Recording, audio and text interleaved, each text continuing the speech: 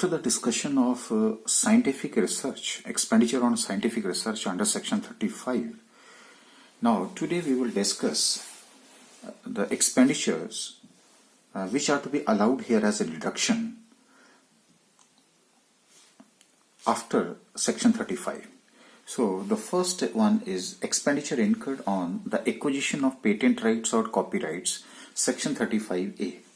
देखिए पहले ये सेक्शन 35 हुआ करती थी, लेकिन जब से इंटेंजिबल एसेट्स के ऊपर depreciation at the rate of 25% charge करना शुरू कर दिया, जो कि हमने सेक्शन 32 में डिस्कस किया था, तो उसके बाद क्या है कि this expenditure incurred to acquire a patent right or copyright etc. shall qualify for depreciation at the rate of 25% under section 32. तो इसलिए ये सेक्शन 32 के अंडर डेप्रिसिएशन मिलेगी, यहां पे उसकी डिडक्शन नहीं मिलेगी।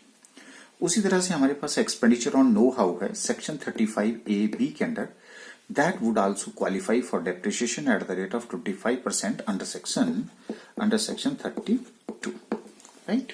तो पहले हुआ करते थे जब ये इंटेंजिबल एसेट का पार्ट नहीं हुआ करते थे तो इंडिपेंडेंट था। चलिए जी अब आगे बढ़ते हैं सेक्शन 35A-B के ऊपर। तो दैट इज एक्सपेंडिचर फॉर, जिसको हम टेलीकम्युनिकेशन सर्विसेज भी बोलते हैं, या expenditure for obtaining licence to operate telecommunication services. देखिए ये डिडक्शन मिलेगी, लेकिन सबसे पहले तो क्या है कि एक्सपेंडिचर जो है वो कैपेक्स होना चाहिए, यानी कि कैपिटल इन नेचर होना चाहिए, कैपिटल एक्सपेंडिचर होना चाहिए, और ये डिडक्शन मिलेगी पेमेंट बेसिस के ऊपर, राइट। पेमेंट करोगे तो डिडक्शन मिलेगी, अगर पेमेंट नहीं करोगे तो डिडक्शन नहीं मिलेगी। तो कई बार हम लमसम अमाउंट देंगे, कई बार हम इंस्टॉलमेंट में पेमेंट करते हैं।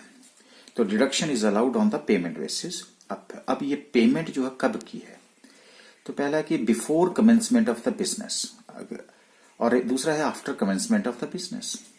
अगर आपने बिजनेस कमेंस शुरू करने से पहले अगर आपने एक्सपेंडिचर किया है for obtaining the licence to operate the telecommunication services, तो डिडक्शन मिलेगी in the previous year of the business commenced.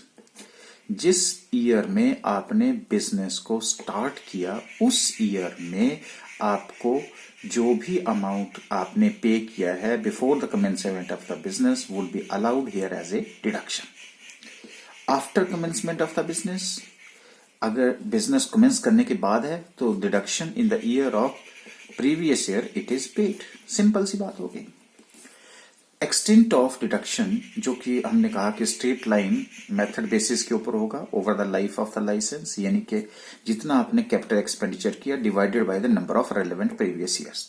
मान लीजिए कि अगर आपने 10 लाख रुपए दिए और लाइसेंस जो है वो 10 साल के लिए लिया, तो एक साल में 1 लाख रुपए की आपको डिडक्शन मिलेगी, provided you have paid that amount. अच्छा, डबल नहीं मिलेगा। If it is claimed under section 35A-B, then the depreciation under section 32 is not to be allowed, right. अच्छा, अब क्या है कि अगर मान लीजिए आपने इन द मीन बीच में ही अगर उस लाइसेंस को सेल कर दिया, तो उस केस में क्या होगा। So what is the tax treatment on sale of licence before expiry, right. अब मान लीजिए कि 10 साल का लाइसेंस था, आपने 5वें साल के बाद ही उसको सेल कर दिया गया, तो उसकी टैक्स ट्रीटमेंट क्या होगी। देखिए, sale proceed is less than unallowed amount. Unallowed amount का मतलब है अनअमोर्टाइज्ड। अब जैसे मान लीजिए कि अगर आपने 4 साल है तो 4 लाख रुपए की डिडक्शन दे रखी है 10 लाख में से, लेकिन अभी 6 लाख की डिडक्शन जो थी नहीं दी है, which is known here as a unallowed amount. ठीक है जी। अब यहां पे क्या है, sale proceed is lesser than unallowed amount. जैसे मैंने कहा कि 6 लाख रुपए अनअलाउड अमाउंट है और आपने जो है उसको 2 लाख रुपए में जो है वो सेल कर दिया गया, तो सिचुएशन बन गई sale proceed is lesser than unallowed amount. तो डिडक्शन कितने की मिलेगी, अनअलाउड अमाउंट 6 लाख रुपए minus sale proceed that is of 2 lakh rupees, यानी कि 4 lakh rupees would be allowed here as deduction in the year of sale. Clear है जी यहां तक। अच्छा, दूसरी सिचुएशन क्या हो सकती है, sale proceed is greater than unallowed amount. अब मान लीजिए कि सेल प्रोसीड आपने 7 लाख रुपए की कर दी, अनअलाउड अमाउंट आपका 6 लाख रुपए का है, तो क्या हो गया जी, इट मीन्स अब यहां पे आपको ये देखना पड़ेगा कि what is the actual cost of acquisition. तो what is the actual cost of acquisition. अब यहां पे जो सेल प्रोसीड है that is lesser than actual cost of acquisition. अब ठीक है जी। अच्छा, अब एक्चुअल कॉस्ट ऑफ एक्विजिशन कितनी थी जी आपके पास, 10 लाख रुपए, और सेल प्रोसीड आपका कितना हो गया, 7 लाख रुपए। तो sale proceed minus unallowed amount यानी कि 7 लाख रुपए और minus unallowed amount that is 6 lakh rupees, 1 lakh rupees would be allowed here as a deduction. लेकिन कंडीशन क्या होनी चाहिए, sale proceed should be lesser than actual cost of acquisition, ये ध्यान रखना। अच्छा, अब आ जाओ आपकी तीसरी condition, sale proceed is greater than unallowed amount. ठीक है जी। अब मान लीजिए कि यहां पे जो सेल प्रोसीड है वो मैं लिख लेता हूं कि 11 लाख रुपए है, ठीक है, और अनअलाउड अमाउंट आपका कितना है जी, 6 लाख रुपए। तो sale proceed is greater than unallowed amount, sale proceed is greater than actual cost of acquisition. अब देखिए, सेल प्रोसीड 11 लाख रुपए में किया है, एक्चुअल कॉस्ट ऑफ एक्विजिशन कितना है, 10 लाख रुपए है। ठीक है जी। अब क्या हुआ, ग्रेटर देन हो गया, तो क्या होगा, कॉस्ट ऑफ एक्विजिशन यानी कि 10 लाख रुपए माइनस अनअलाउड अमाउंट, और अनअलाउड अमाउंट हमारे पास यहां कितना है, 6 लाख रुपीज। तब 4 lakh rupees would be allowed here as a deduction. लेकिन साथ में क्या हो जाएगा, कैपिटल गेन। क्यों वो कैपिटल गेन, देखिए सेल प्रोसीड कितने की करी, 11 लाख रुपए की, कॉस्ट ऑफ एक्विजिशन कितने की थी, 10 लाख रुपए। तो जो 10 लाख से 1 लाख रुपए जो एक्स्ट्रा अमाउंट आपको मिला that would be capital gain, taxable under the head of the capital gain. अब देखो यहां पे क्या हुआ, ये तो 10 लाख से ज्यादा नहीं था, इसलिए यहां पे अब अल्टीमेटली क्या हुआ, 6 लाख रुपए की एसेट आपने कितने में बेची, 11 लाख रुपए में। 11 लाख रुपए में आप बोलोगे जी 5 लाख रुपए का आपको प्रॉफिट हुआ, लेकिन उसमें से क्या होगा, 5 लाख में से 4 लाख रुपए की आपको मिलेगी डिडक्शन, और 1 लाख रुपए आपका मिल जाएगा टैक्स, कैपिटल गेन के अंदर जो है वो टैक्सेबल हो जाएगा। 5 लाख रुपए का हिसाब किताब हो गया। तो बस इसमें यही फर्क है, this is only the difference. ठीक है जी, यहां तक ओके। तो अब क्या हुआ गया हमारे पास, that is the tax treatment on sale of the licence before expiry. सबसे ज्यादा कंफ्यूजिंग यही आइटम थी, इसलिए हमने आपको डिस्कस कर दिया। अच्छा, अब क्या हुआ, सेक्शन 35 ABA इंट्रोड्यूस की गई। ये क्यों की गई उसका लॉजिक मैं आपको बताऊंगा। टैक्स ट्रीटमेंट फॉर स्पेक्ट्रम फी। अब देखिए स्पेक्ट्रम क्या होता है, स्पेक्ट्रम होता है वायरलेस। अब जैसे आप रोड पे जा रहे हैं, तो आप जब आप अपना सेलफोन यूज कर रहे हैं तो सेलफोन के साथ वायर थोड़ी लगी है, जहां जहां आप जा रहे हैं वैसे वहीं वहीं सिग्नल जा रहा है, जहां जहां जा रहे हैं आप सिग्नल जा रहा है, तो उसी को हम क्या बोलते हैं, स्पेक्ट्रम फी बोलते हैं। अब देखिए, जैसे रोड के ऊपर जो है अगर आप कंट्रोल नहीं करोगे तो क्या होगा, ट्रैफिक जैम होगा कि नहीं होगा। उसी तरह से अगर हम स्पेक्ट्रम को भी कंट्रोल नहीं करेंगे तो वह भी जैम होगा, ट्रैफिक जैम होगा। उस तरह से स्पेक्ट्रम का भी सिग्नल जो है वो डाउन होना शुरू हो जाएगा। इसलिए उसको कंट्रोल करने के लिए भी हम क्या है कि वो किसी को जो लाइसेंस दिया जाता है स्पेक्ट्रम के केस में, स्पेक्ट्रम फीस उससे ली जाती है, उसको गवर्नमेंट अपने पास कंट्रोल में रखती है। So previously payments with respect to spectrum, तो यहां तो टेलीकम्युनिकेशन और स्पेक्ट्रम में पहले था वायर थी, तो वहां पे टेलीकम्युनिकेशन का था, यहाँ पे स्पेक्ट्रम है, तो जो वायरलेस आजकल आपके सिग्नल हो रहे हैं तो ये उसको हम स्पेक्ट्रम बोलते हैं। मैं आपको कंफ्यूजन बताता हूं। पहले क्या होता था कि it is to be known here as a intangible asset acquisition. अगर वो इंटेंजिबल एसेट की एक्विजिशन, इंटेंजिबल एसेट अगर माना जाता तो depreciation on intangible asset was allowed under section 32। और उसके बाद क्या हुआ, जो टेलीकम्युनिकेशन में था, licence to operate telecommunication business, if so तो डिडक्शन मिल जाती थी under section 35 ABB was allowed.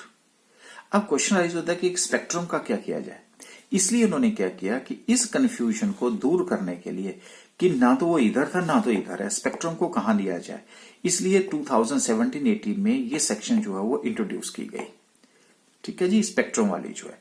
लेकिन मैं आपको ये बता देता हूं कि ये जो entire treatment under section 35 ABA की जो है वो सेम होगी जैसी ABB की थी। तो इसलिए टेलीकम्युनिकेशन और स्पेक्ट्रम में कोई ज्यादा फर्क नहीं है। अब आपको पता लग गया ये वायरलेस है, ये पहले आपको पता है कि टेलीकम्युनिकेशन डिपार्टमेंट होता है, अब स्पेक्ट्रम बेचा जाता है। ठीक है जी।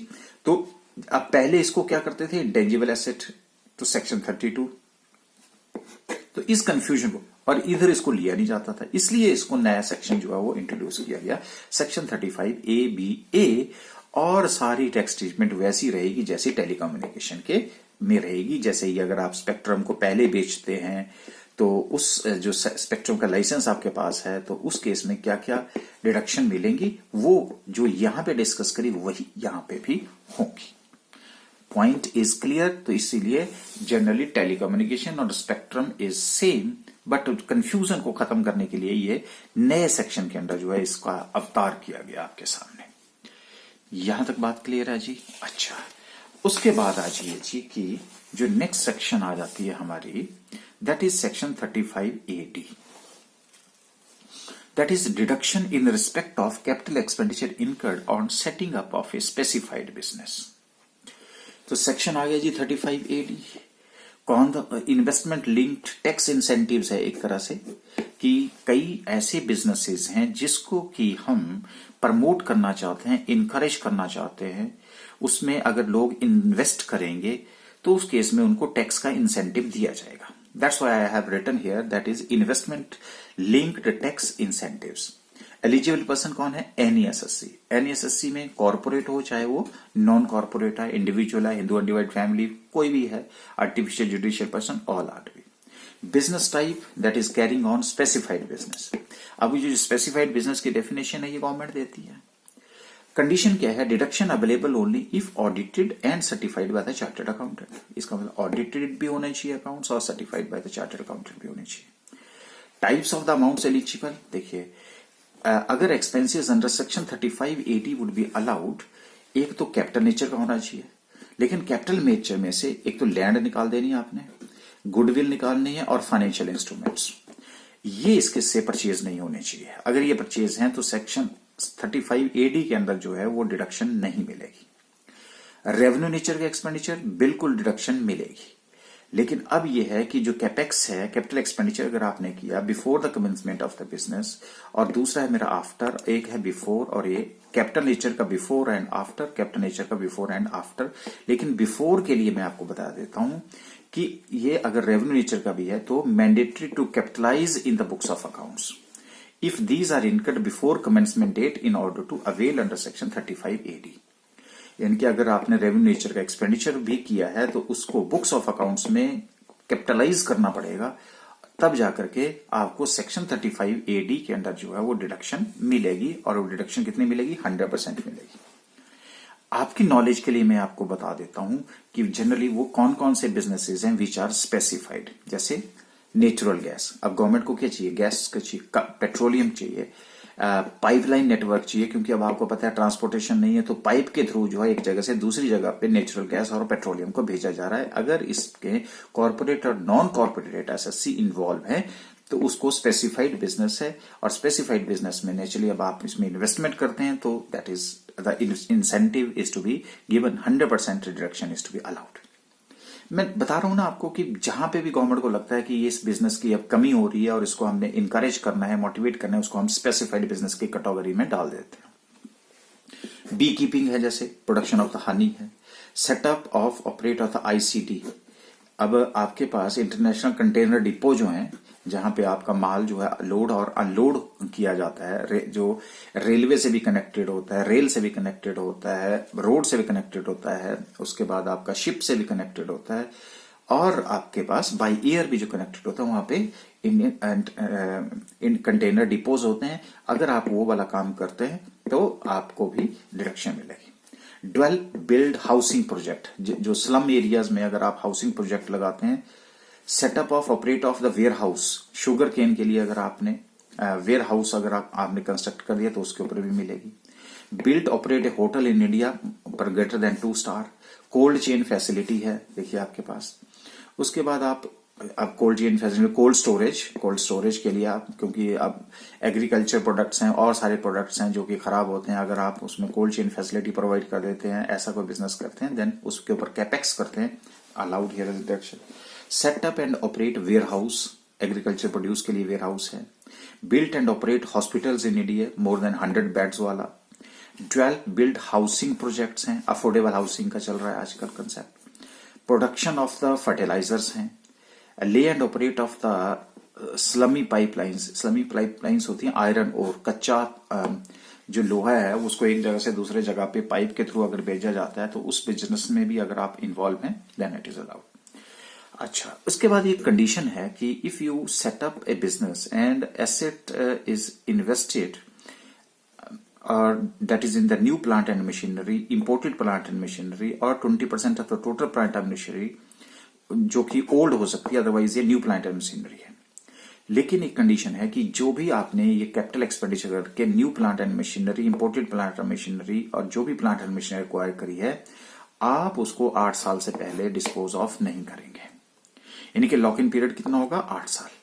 अगर आपने ऐसा किया तो वो आपका डीम्ड प्रॉफिट आ जाएगा और वहां पे प्रॉफिट एंड गेन्स में जो है वो टैक्सेबल होना शुरू हो जाएगा। तो आई होप कि अब आपको ये भी क्लियर हो गया कि कौन से एलिजिबल प्रोजेक्ट्स हैं, एसएससी कौन है, बिजनेस स्पेसिफाइड कौन सा है और डिडक्शन जो है अलाउड कितनी होगी। 100% deduction would be allowed. Okay, उसके बाद देखिए जी आपके पास नेक्स्ट है सेक्शन 35CCA के अंडर जो है contribution to rural development programmes projects. अब रूरल डेवलपमेंट प्रायोरिटी है गवर्नमेंट की, तब भी है। So this is a payment to association या इंस्टीट्यूशन जो कि which is engaged in the rural development programmes. कोई भी एसोसिएशन, कोई भी इंस्टीट्यूशन जो कि इन्वॉल्व है, उसको अगर आप पेमेंट कर देते हैं then the deduction under section 35CCA is allowed. Deduction is 100% of such payment only. Once granted cannot deny on cancellation of the approval। ठीक है जी, तो ये था हमारा रूरल डेवलपमेंट प्रोजेक्ट का।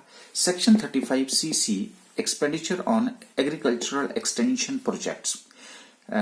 ये जो रूरल डेवलपमेंट प्रोग्राम है, जब आप ट्रेनिंग के लिए हैं, चाहे आप किसी ये ट्रेनिंग इम्पार्ट करते हैं या कोई और काम करते हैं रूरल डेवलपमेंट का, तो डिडक्शन मिलेगी। एक्सपेंडिचर ऑन एलिजिबल एसएससी क्या है? कोई भी हो सकता है। Such expenditure to be notified by the central board of direct taxes होना चाहिए। डिडक्शन 1920 में इसकी 150% है, जरा इससे केयरफुल रहिए। लेकिन उसके बाद जो है ये 100% हो रही है, यानी कि वेटेड डिडक्शन है। कंडीशन क्या है? Project to be taken for. ये जो प्रोजेक्ट है आपका एग्रीकल्चर एक्सटेंशन के लिए जो प्रोजेक्ट्स हैं वो उसमें आप क्या कर रहे हैं, या तो आप फार्मर की ट्रेनिंग करवा रहे हैं या उनको एजुकेशन इम्पार्ट कर रहे हैं या उनको गाइड कर रहे हैं। किसको? फार्मर्स को।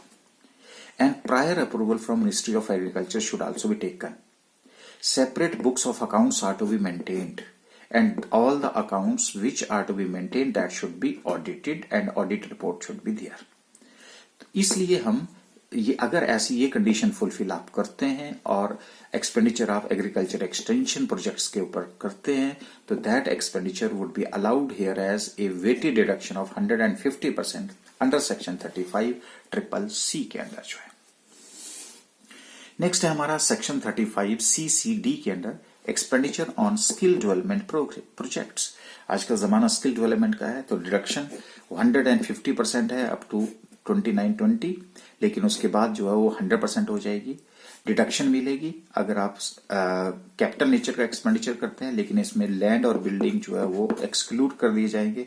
रेवेन्यू नेचर का एक्सपेंडिचर जो है वो अलाउड होगा। लेकिन इसके अंडर अगर आपने किसी प्रोजेक्ट के अंडर डिडक्शन ले ली है 35CCD के अंडर, तो अदर सेक्शन के ऊपर जो है डिडक्शन आपको नहीं मिलेगी। क्लियर है जी बात? तो ये हमारे पास कुछ एक ऐसी डिडक्शंस थी विच आर अलाउड। अब हम थोड़ा सा लेखा जोखा कर लेते हैं कि हमने डिस्कस क्या क्या कर लिया और कहां तक आप पहुंच चुके हैं। तो scientific research, telecommunication services, eligible projects, expenditure on specified business, expenditure on carrying out rural development programme and expenditure on agriculture extension projects, then expenditure on skill development projects. तो अब आप उसके बाद हमारे पास फिर हम रेड जोन की तरफ जा रहे हैं, that is a preliminary expenses which is also important. जैसा साइंटिफिक रिसर्च था वैसे ही हमारा प्रिलिमिनरी एक्सपेंसेस। फिर हम चलेंगे अमलगामेशन और डीमर्जर, वॉलंटरी रिटायरमेंट स्कीम, और फिर हमारा expenditure on prospecting etcetera for certain minerals. और फिर हम चल पड़ेंगे सेक्शन 36 जो कि स्पेसिफाइड डिडक्शंस हैं, और फिर 37 जनरल डिडक्शन जो कि रेड जोन में है, यानी कि दैट इज आल्सो इंपॉर्टेंट। तो अब हमारा जो नेक्स्ट टॉपिक जो चल रहा है that would be on the preliminary expenses. तो देखिए जी, अब हमारे पास सेक्शन 35D, क्योंकि ये भी न्यूमेरिकल में होता है और इसलिए ये आपको न्यूमेरिकल में थोड़ा परेशान करता है, तो इसकी नॉलेज होना भी बहुत जरूरी है, जिसको कोई हम डिटेल में इसकी नॉलेज लेंगे और आपको जो भी कंसेप्ट है उसको क्लियर करेंगे। So section 35D is amortisation of certain preliminary expenses. तो जितने भी आपने प्रिलिमिनरी एक्सपेंसेस आप बैलेंस शीट में लेते थे, और वो जो प्रिलिमिनरी एक्सपेंसेस को आपको कहते थे, तो आप कहते थे सर ये तो एक्सपेंसेस है लेकिन एसेट कैसे बन गया, तो वो काम आप थ्योरी जो है आपकी काम आएगी। और आपको पता है कि what ever the preliminary expenses, अभी तक आपने को सिर्फ ये नॉलेज है कि जी बिजनेस को स्टार्ट करने से पहले जितने भी एक्सपेंसेस किए जाते हैं प्रिलिमिनरी एक्सपेंसेस माने जाते हैं। लेकिन मैं अब आपको थोड़े से एक्सपेंसेस ये भी बताऊंगा कि अगर आप बिजनेस स्टार्ट कर दिया तो उसके बाद भी प्रिलिमिनरी एक्सपेंसेस हो सकते हैं। तो सबसे पहले क्वेश्चन रह जाता है कि ये इसका बेनिफिट किसको मिलेगा, who is an SSC who can take the benefit of the amortisation of certain preliminary expenses. Amortisation का मतलब होता है राइट ऑफ, सिंपल लैंग्वेज में। एसएससी कौन होगा, इंडियन कंपनी हो सकती है, और अगर वो इंडियन कंपनी नहीं है तो अगर नॉन कॉर्पोरेट तो वो रेजिडेंट होगा, यानी कि नॉन रेजिडेंट यहां पे अलाउड नहीं होगा, उसको डिडक्शन नहीं मिलेगी।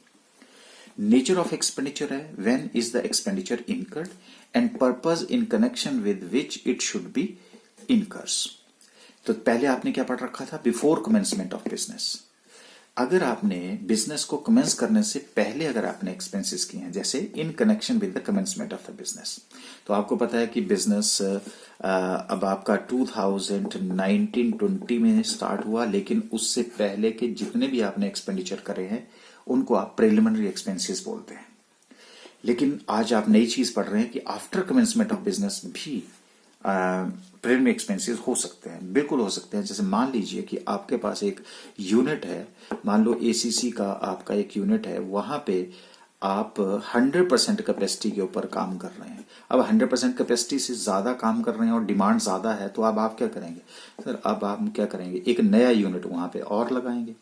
तो बस यही बात है, जब ये नया यूनिट लगेगा तो उस नए यूनिट को लगाने के लिए भी तो आपको एक्सपेंसेस करने पड़ेंगे।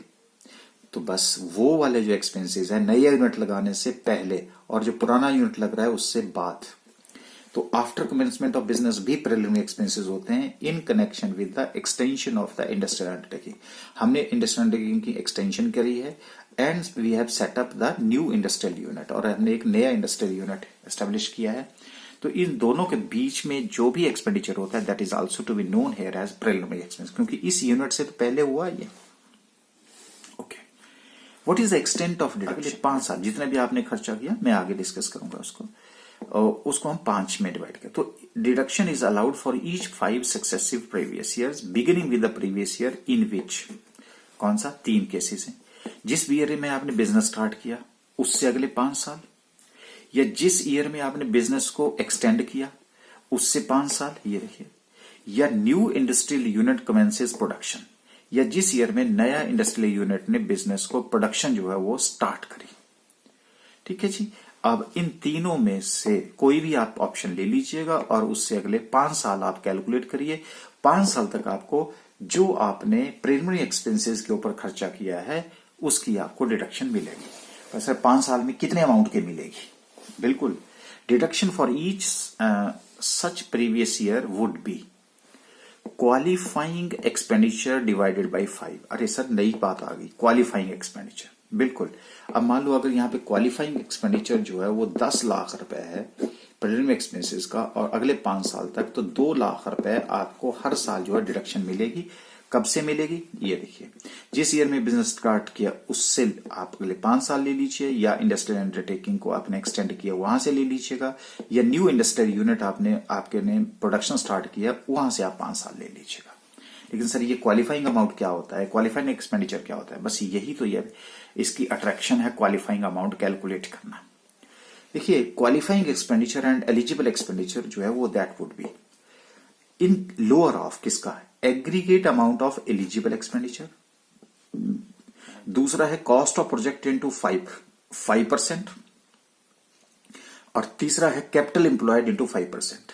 देखो इन दोनों में से आपके पास ऑप्शन है कि जो हायर वाला होगा उन दोनों में से एक बाहर निकालना है। ठीक है जी, क्योंकि कॉस्ट ऑफ प्रोजेक्ट और कैपिटल एम्प्लॉयड एक ही बात है।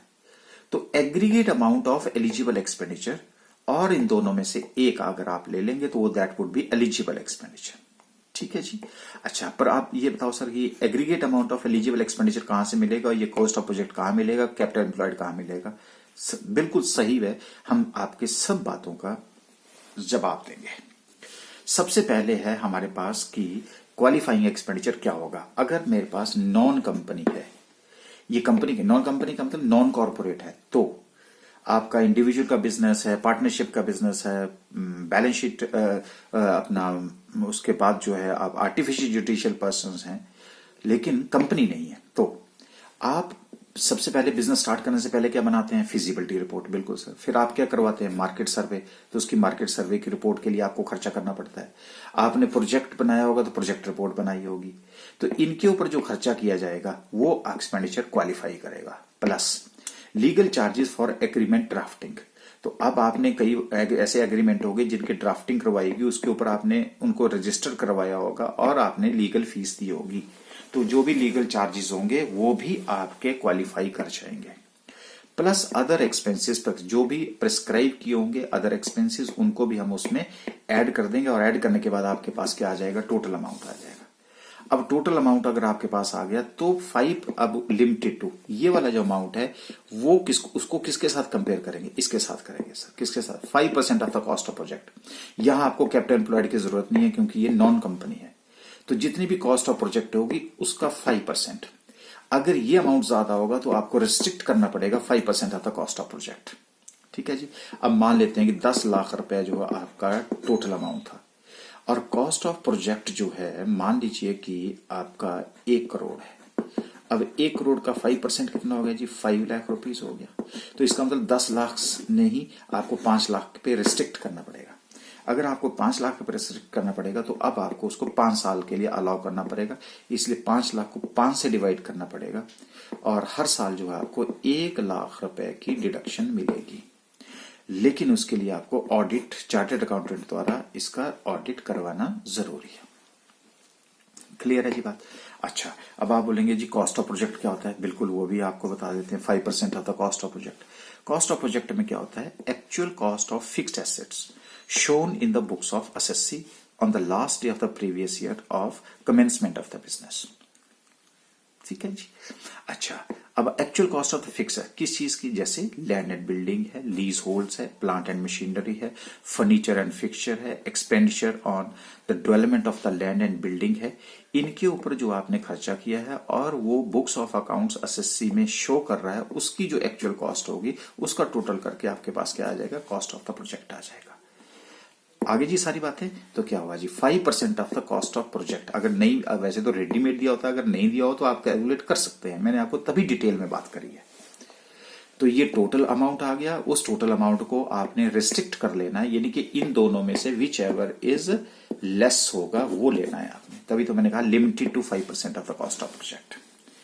अगर बाय द वे ये कंपनी होगी तो कंपनी के केस में क्या होगा? फिजिबिलिटी रिपोर्ट, ठीक है जी, plus market survey report, plus project report, जो भी होगा ये प्रोजेक्ट रिपोर्ट, ये सारे का सारा खर्चा होगा, plus legal charges for agreement drafting बिल्कुल होगा, और इसके अलावा charges for memorandum of association, article of association, prospectus.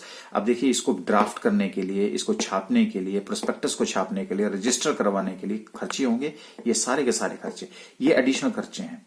और बाकी आप देखिए कि एज इट इज खर्चे हैं, जो खर्चे ये हैं वही खर्चे हैं, लेकिन इसमें हमारे पास जो मेमोरेंडम ऑफ एसोसिएशन है, आर्टिकल ऑफ एसोसिएशन है, डॉक्यूमेंट्स तैयार करने हैं, प्रोस्पेक्टस तैयार करना है, रजिस्ट्रेशन करवानी है, सारे इसके ऊपर जो खर्चा होता है वो सारे इन्वॉल्व होंगे।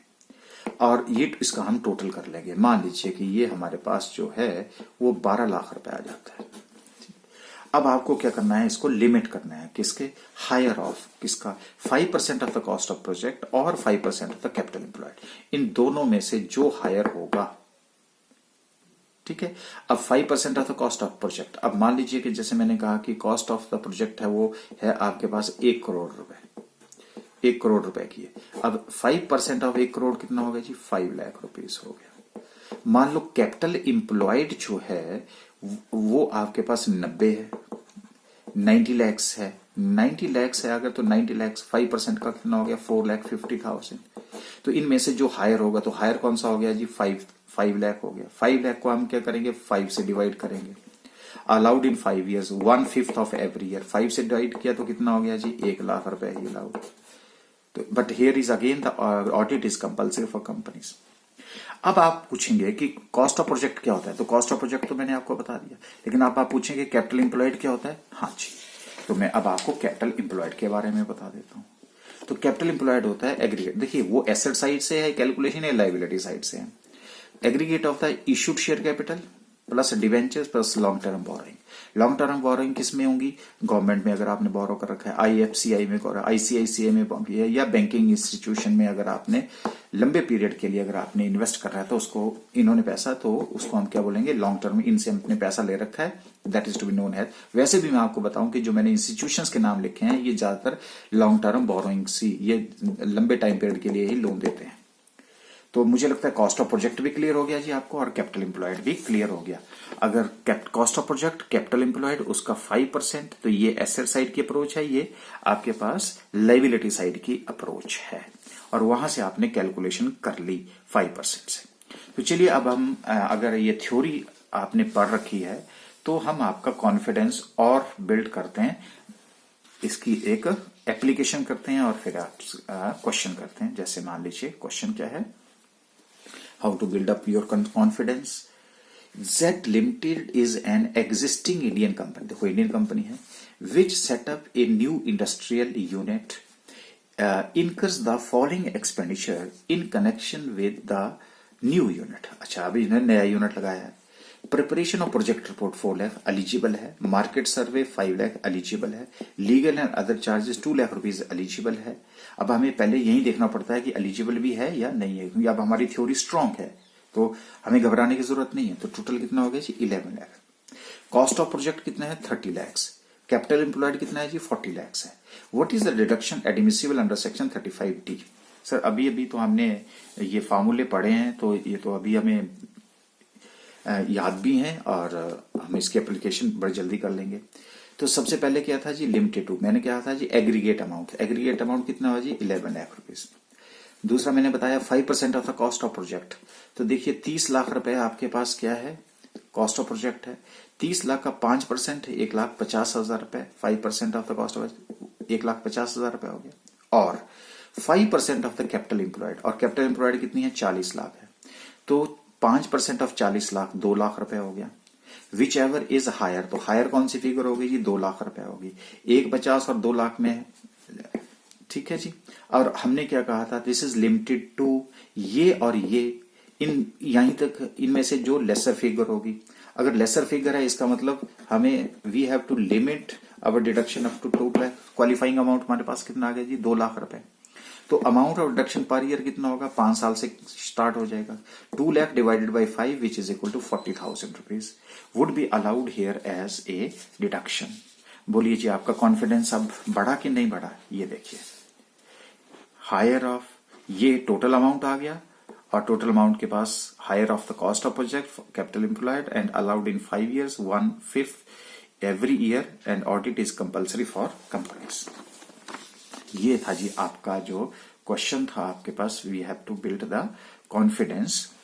ओके, अब चलिए जी, अब हमारे पास कुछ एक ऐसे एक्सपेंडिचर्स आते हैं जो कि 36 से पहले हैं। Section 35DD, that is expenditure incurred on amalgamation और डीमर्जर। सर हमने तो corporate accounting amalgamation demerger detail में पढ़ा है। बिल्कुल, जिसने नहीं भी पढ़ा है वो तो कॉर्पोरेट अकाउंटिंग के नोट्स भी वहीं पे प्ले लिस्ट में पढ़े हैं। आप कॉर्पोरेट अकाउंटिंग या अमलगामेशन और डीमर्जर से वहां से आप पढ़ सकते हैं कॉर्पोरेट अकाउंटिंग। यहां भी हम राइट ऑफ कर रहे हैं एक्सपेंडिचर को। अब कौन एलिजिबल है? If it is an Indian company and incurs expenditure on या तो अमलगामेशन या डीमर्जर के ऊपर। सर मर्जर भी पढ़ा है, डीमर्जर भी पढ़ा है। अब देखिए अमलगामेशन में ए लिमिटेड, बी लिमिटेड एक्सपेंसेस, और फिर क्या बन गया? ए बी लिमिटेड बन गया, अमलगामेट हो गई। और इसके ऊपर आपको पता है कि पढ़ा था सर हमने लिक्विडेशन एक्सपेंसेस। हाँ बिल्कुल, तो वही है। तो ये जो एक्सपेंसेस हैं, these are deductions available for such expenses that is 1/5 of expenses for 5 years। ठीक है जी। 1/5 every year to the company paying. क्या हुआ, अगर तो ए कंपनी ने पे किए तो ए कंपनी को मिलेगा, अगर बी कंपनी ने पे किए तो बी को मिलेगा, अगर दोनों को किए हैं तो दोनों को मिलेगा। अब जैसे मान लीजिए कि 10,000 रुपए के एक्सपेंसेस है, तो आप 5 से डिवाइड करिए, 2,000 रुपए आपको जो है वो डिडक्शन मिलनी शुरू हो जाएगी। कौन सी कंपनी को मिलेगी, इन कंपनीज को मिलेगी। ठीक है जी। ये कौन सी, ओल्ड कंपनीज जिन्होंने पे किया है। डीमर्जर आप मानते हैं, मर्जर तो इकट्ठा, डीमर्जर। अब ए बी लिमिटेड थी, कंपनी की 2 बन गई, एक ए लिमिटेड बन गई, एक बी लिमिटेड बन गई। जब बनी तो उसके ऊपर भी क्या हुए, एक्सपेंसेस हुए। तो एक्सपेंसेस अगर हुए तो डिडक्शन भी अलाउड होगी 5 साल में, 1/5 every year to the company paying. अब naturally if it is paid by the A B limited then it is to be allowed to the A B. So no deduction is allowed in the hands of the resultant company, यानी कि ये जो नई companies बनी इनको deduction नहीं मिलेगी। जो डीमर्जर और अमलगम या अमलगमेटेड कंपनी है उसको भी नहीं मिलेगी, हमने भी नहीं दी है, इसलिए इनको ही आपने डिडक्शंस दी गई। सिंपल है जी, क्योंकि उनके लिए बहुत सिंपल है जिसने अमलगमेशन और डीमर्जर डिटेल में पढ़ा है। ओके। उसके बाद है section 35DDA, amortisation of VRS expenditure, voluntary retirement expenditure. अब जैसे मान लीजिए कि आप एक कंपनी है और आपने जो है वो 10 इंप्लॉइज को जो है 10 इंप्लॉय ने आपसे वॉलंटरी रिटायरमेंट मांग ली कि जी हम तो रिटायर होना चाहते हैं, तो आपको क्या होगा, इकट्ठा पैसा देना पड़ेगा ना उनको, क्योंकि उनका सोर्स ऑफ इनकम इफेक्ट हो रहा है। तो जब सोर्स ऑफ इनकम है तो अब गवर्नमेंट भी प्रमोट कर रही है कि आप कंपनीज को कि आप वीआरएस दीजिए और जो पैसा है उसका आप टैक्स में बेनिफिट ले लीजिएगा। तो कैसे होगा टैक्स में बेनिफिट, वो हम आपसे बात डिस्कस करें। Section 35DDA covers voluntary retirement scheme only. Companies अपनी वॉलंटरी रिटायरमेंट स्कीम्स निकालती हैं जब उनको लगता है कि गवर्नमेंट एम्प्लॉइज जो है वो ज्यादा हो गए हैं और मुझे अब उनको घर बेचना है और परफॉर्मेंस मेरी बेटर नहीं है, तो वो वीआरएस लेते हैं कि भाई अपनी एज से पहले ही रिटायरमेंट ले लीजिएगा। मान लीजिए रिटायरमेंट एज है 60 साल, तो उनको 50 साल में भी रिटायर कर दिया जाता है। और रिट्रेंचमेंट कंपनसेशन नहीं, अगर उनको आप निकालोगे और फिर रिट्रेंचमेंट कंपनसेशन दोगे तो सेक्शन 35DDA में वो कवर नहीं होता, इसलिए क्रॉस लगाया।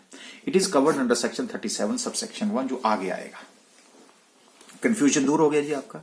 तो वॉलंटरी रिटायरमेंट और रिट्रेंचमेंट कंपनसेशन खत्म। Expensive by way of payment to employ under VRS. कैसे, before voluntary retirement, after voluntary retirement. या तो वॉलंटरी रिटायरमेंट से पहले कंपनी खर्चा कर रही है या आफ्टर वॉलंटरी रिटायरमेंट के बाद पैसा जो है दे रही है। Deduction on payment basis is available for 5 years। अगर पेमेंट नहीं करोगे तो डिडक्शन नहीं मिलेगी, अगर पेमेंट ड्यू बेस नहीं है। 5 साल commencing with the previous year in which the expenditure is incurred. तो अगर आपने बिफोर करा है तो उस साल से स्टार्ट हो जाएगा, और आफ्टर किया तो जिस साल आपने करा है पेमेंट करी है उस साल से आपको डिडक्शन मिल जाएगी। Deduction for each peer amount of such expenditure. अब मान लीजिए कि आपने जो है वो 1 करोड़ रुपए दे दिया, डिवाइडेड बाई 5, तो क्या होगा, आपको 20 लाख रुपए की डिडक्शन मिल जाएगी। अब बताओ, अगर आपका प्रॉफिट जो है 30 लाख हो रहा है और आप वॉलंटरी रिटायरमेंट दे दी, 20 लाख रुपए की आपको डिडक्शन 100% कहां मिल रही है, यहां मिल रही है। फायदा है ना, क्योंकि अब आपको इनकम टैक्स सिर्फ किसके ऊपर देना है, 10 लाख के ऊपर, जो कि पहले आप कितने के ऊपर दे रहे हैं, 30 लाख। No double deduction. अगर यहां डिडक्शन मिल रही तो कहीं और जगह पे डिडक्शन आपको देने की जरूरत नहीं है। Okay, now the next deduction is section 35E के अंदर जो है अमोर्टाइजेशन ऑफ एक्सपेंडिचर इनकर for prospecting and development of certain minerals. खनिज पदार्थ जितने भी जमीन के नीचे हैं उनको खुदाई करने के लिए, उसको डेवलप करने के लिए अगर खर्चा किया जा रहा है तो उसकी डिडक्शन भी मिल रही है। Section 35E is available for, या तो वो इंडियन कंपनी होनी चाहिए, और अगर ये नॉन कॉर्पोरेट है तो उसका रेजिडेंशियल स्टेटस रेजिडेंट का होना चाहिए, यानी कि नॉन रेजिडेंट इज नॉट। और ये दोनों जो हैं should be engaged in the prospecting and development of certain minerals. ठीक है, जितने भी खनिज पदार्थ है। ओके, अब आप क्या है कि जो डिडक्शन मिलेगी वो आपको बता देता हूं। यहां पे आपने बिजनेस को, प्रोडक्शन को कमेंस किया, इससे पहले अभी आपने प्रोस्पेक्ट किया, उसको डेवलप किया। अभी डेवलप, क्योंकि एकदम से तो नहीं मिल जाएगा कुछ भी, आपको पहले पहाड़ की खुदाई करनी पड़ेगी, डेवलप करना पड़ेगा, तब जाकर के कहीं आपको कोयला मिल रहा है या कुछ मिल रहा है। तो यहां पे आपने प्रोडक्शन स्टार्ट करी। प्रोडक्शन स्टार्ट करने से पहले आपको एरिया डेवलप करना पड़ता है। तो क्या है आपको, तो यहां पे तो खर्चा हो रहा है ना, और ये तो बाद में खर्चा है। तो यहां तो आपने बिजनेस स्टार्ट कर दिया, आफ्टर डिडक्शन खर्चा करोगे वो तो मिलेगा। लेकिन अब मैं आपको बता देता हूं, deduction is available for 4 years plus years of commercial production. ये नहीं कि जिस ईयर में डेट को आपने प्रोडक्शन स्टार्ट करी उससे पिछले 4 सालों में अगर आपने कोई खर्चा किया है तो वो भी एलिजिबल हो जाएगा, और जिस ईयर में आपने बिजनेस को प्रोडक्शन स्टार्ट करी है उस ईयर में भी अगर आपने कोई खर्चा किया है तो वो वाला खर्चा भी जो है वो इसमें उसके ऊपर भी डिडक्शन मिल जाएगी। तो 4 साल plus year of commercial production, 5 साल ओनली लिख दिया है मैंने, 5 साल का जो आपने खर्चा किया है वो अलाउ हो जाएगा। डिडक्शन फॉर ऑल एक्सपेंसेस, लेकिन आपने ध्यान रखना सिर्फ जो कैपिटल एक्सपेंडिचर जिसके ऊपर आपने डेप्रिसिएशन अंडर सेक्शन 32 ले रखा है उसके ऊपर आपको डिडक्शन नहीं मिलेगी। Expenses on acquisition of the site, इस साइट को एक्वायर करने के लिए आपने एक्सपेंडिचर किया कैपिटल एक्सपेंडिचर, वो भी नहीं मिलेगा।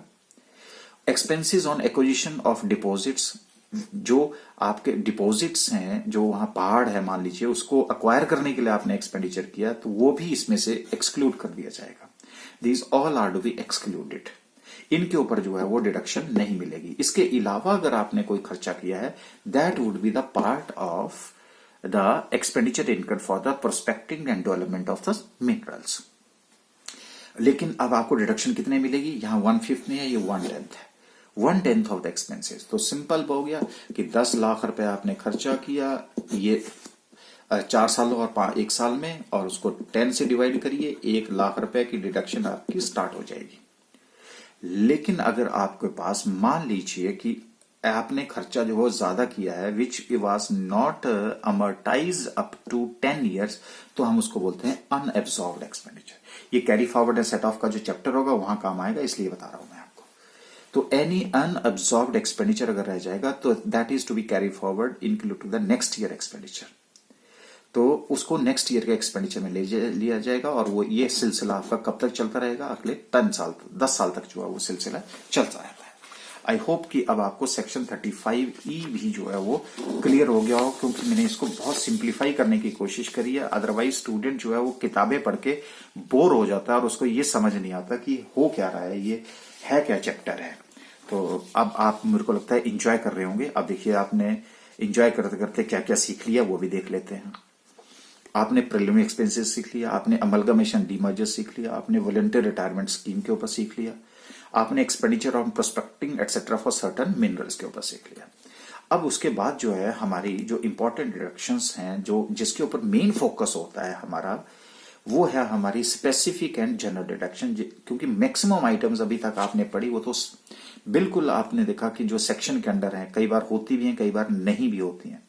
लेकिन ये जो आगे वाली जो डिडक्शन आने वाली हैं, ये डिडक्शन ये तो आपको प्रॉफिट एंड लॉस अकाउंट में वैसे ही मिल रही होंगी, तो ये इसके ऊपर हमारा फोकस ज्यादा रहेगा from the numerical point of view, क्योंकि यही आपको हेल्पफुल करेगा कि न्यूमेरिकल सॉल्व करने के लिए ये वाला एक्सपेंस जो हमने देखा भी है, सुना भी है और जिसकी हमने प्रैक्टिस भी कर रखी है, ये अलाउ होगा कि नहीं होगा। तो उसके लिए आपको वेट करना पड़ेगा। और जो नेक्स्ट लेक्चर हमारा होगा वो सेक्शन 37, पहले 36 पे चलेंगे, फिर हम 37 की तरफ को मूव करेंगे।